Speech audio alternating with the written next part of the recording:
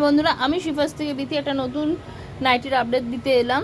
এখন সবাই জানে গরমকাল পড়তে চলেছে। গেঞ্জির স্লিভলেস নাইটিস বা জিম ওয়্যার বলতে পারে, বা অনেকে আছে হিপ কভার টপ হিসেবেও ইউজ করে। তো যার যেরকম খুশি সেই ইউজ করতেই পারে।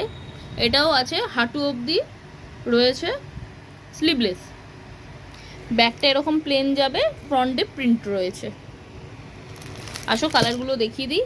এটা আছে হালকা ওই পিচ কালার টাইপের, হয়তো ফোনে কালারগুলো বোঝা যাচ্ছে না, কিন্তু সামনে কালারগুলো খুবই সুন্দর।